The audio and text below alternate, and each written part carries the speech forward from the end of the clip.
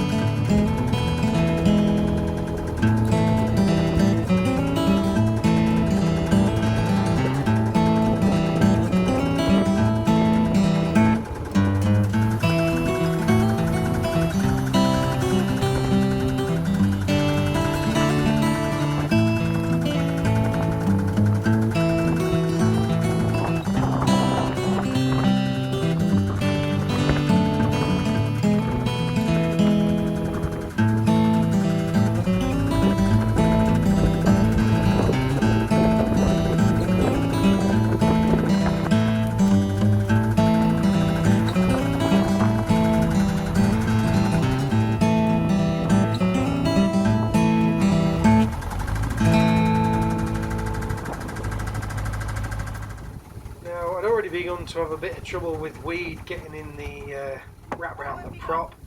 Also my pole looks like it's seen better days. Anyway, I ended up getting stuck quite badly there. I managed to get off in the end, not without having to use that little boat to help me out. I was already thinking that I was probably going to have to go into the weed hatch either in this lock or just after. Anyway, this is lock number 6. It's the first one on your way up the flight, or the last one if you're coming down the flight. It's right next to the Mill pub. Well, it's a restaurant-y, hotel-y type place. And it's the hardest one of the lot. It's the leakiest lock we seem to find. It takes us ages to get through it. Anyway, I pulled over to the side. Thought I'd have a chitty chat with Debbie about what the situation was going to be like. And then got cracking. And when I say got cracking, I mean I went down the weed hatch for the first time of the day and not the last. With the prop cleared, Debbie thought she'd go up to the next lock and give Tango a walk while she was going. I was just to set off behind her, and hopefully by the time I got there, the lock would be ready for me.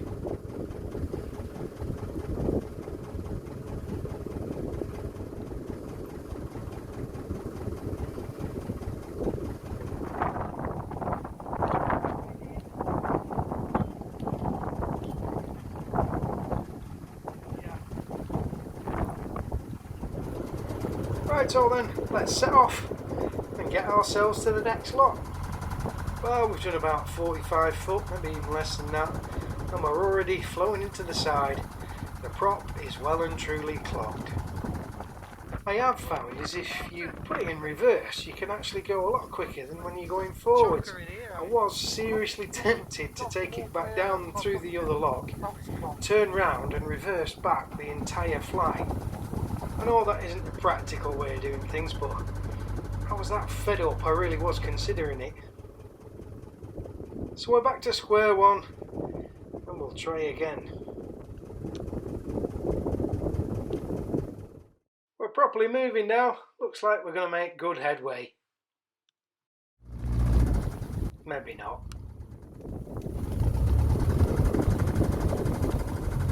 I'm not only fed up with the wheat now, but I'm also a bit worried about that engine.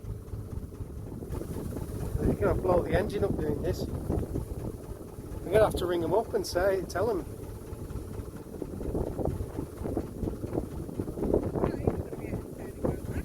Can't even get out of here.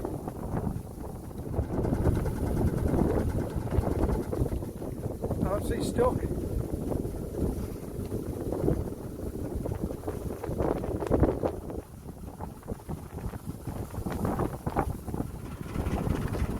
Nothing for it then. Let's get back down that weed hatch.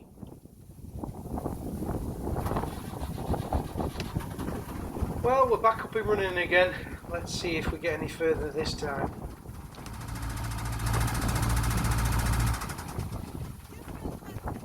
Can't.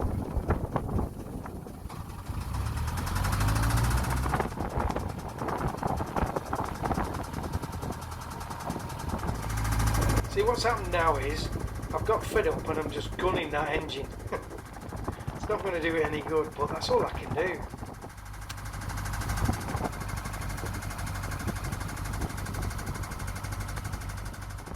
Well, that plan seems to be working. Let's hope it doesn't blow the engine to bits.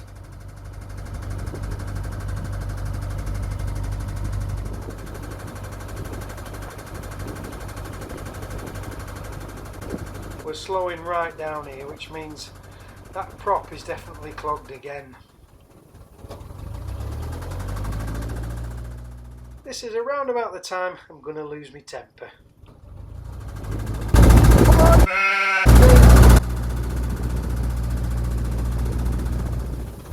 I think we might need to just go back down in the weed hatch.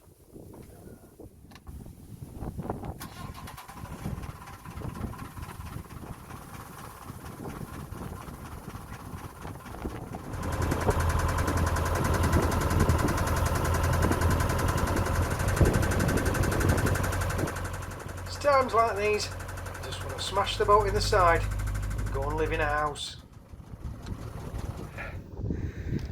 Well, this has probably been one of the worst passages up the Glasson flight or down the Glasson flight we've ever done, because we sat for about 2:30 and it's now 6:15 and we're, well, that's lock, hang on, I think so, well, that's lock 3, so we've done about a mile.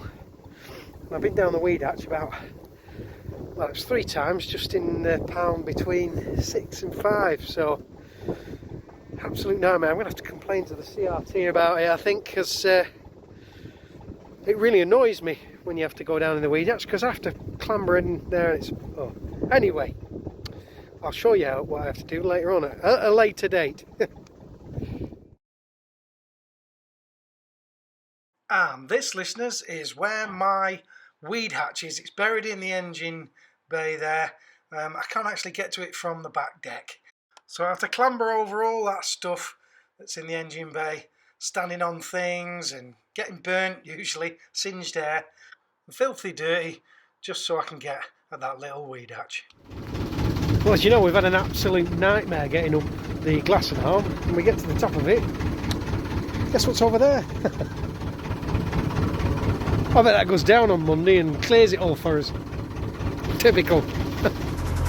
I'll have to excuse the super rattly engine noise.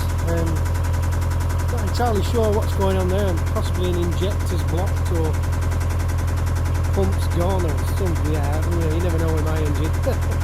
Anyway, what I'm showing you now is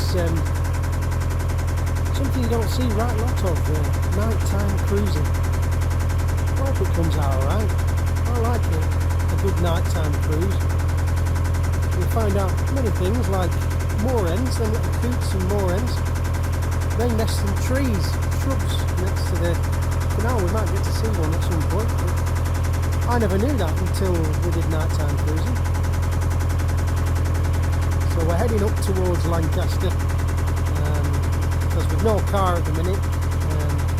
We're waiting on getting the camper van fixed, and once that's done we'll be heading back towards Galgate and then going down all the way to Preston again. Glasson was an absolute pain in the arse, as per usual. We're hoping to be down again in December, but we'll see. We'll see what we can do. Anyway, enough of my yammering on. Let me enjoy a little bit of nighttime cruising.